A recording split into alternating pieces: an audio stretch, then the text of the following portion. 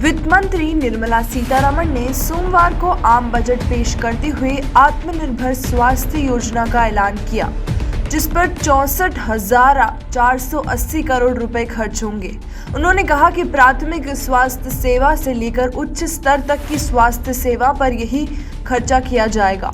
इससे पहले आम बजट 2021 और 22 लोकसभा के पटल पर प्रस्तुत करने के बाद अपने बजट भाषण में वित्त मंत्री निर्मला सीतारमण ने कहा कि जिस तरह इस बार बजट बनाया गया है वैसा पहले कभी नहीं हुआ। उन्होंने कहा कि एक बड़ी चुनौती थी, क्योंकि पिछले बजट के समय यह मालूम नहीं था कि वैश्विक अर्थव्यवस्था का आगे क्या हाल रहने वाला है।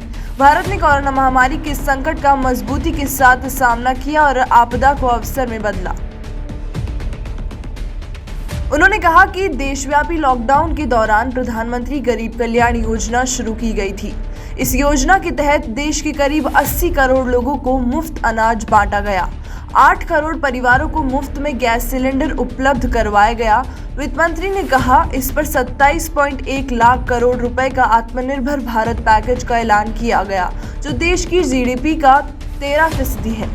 कोविड महामारी के मद्देनजर केंद्र सरकार ने इस वर्ष संसद में पेश आम बजट में स्वास्थ्य क्षेत्र पर विशेष ध्यान केंद्रित किया है। सोमवार को सदन में बजट पेश करते हुए केंद्रीय वित्त मंत्री निर्मला सीतारमण ने ऐलान किया कि 6 वर्षों में 64,180 करोड़ रुपए के परिव्यय के साथ पीएम आत्मनिर्भर स्वस्थ भारत योजना शुरू की जाएगी।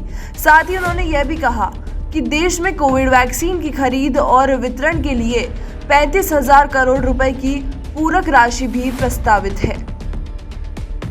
बजट पेश करते हुए सीतारमण ने कहा कि सरकार देश भर में 15 हेल्थ इमरजेंसी सेंटर का निर्माण करवाएगी। वर्ष 2021-2022 के लिए स्वास्थ्य और जन कल्याण के लिए कुल 2,23,846 करोड़ रुपए प्रस्तावित किए गए हैं। इसकी मदद से राष्ट्रीय संस्थानों के साथ साथ प्राइमरी और सेकेंडरी हेल्थ केयर सुविधाओं को और विकसित किया जा सकेगा। वित्त मंत्री ने बताया कि हेल्थ सेक्टर के लिए बजट में 137% की बढ़ोतरी की गई है। पहले 94,000 करोड़ था और बढ़कर 2,22,000 करोड़ हुआ है। उन्होंने यह भी कहा कि भारत में कोविड-19 के 2 अन्य वैक्सीन की पेशकश जल्द ही की जाएगी। सीतारमण ने कहा कि इन बजट प्रस्तावों से आत्मनिर्भर भारत के संकल्प और मजबूती मिलेगी। उन्होंने कहा कि स्वास्थ्य और कल्याण, समावेशी विकास, नवाचार समेत 6 स्तंभों पर विशेष ध्यान दिया जाएगा।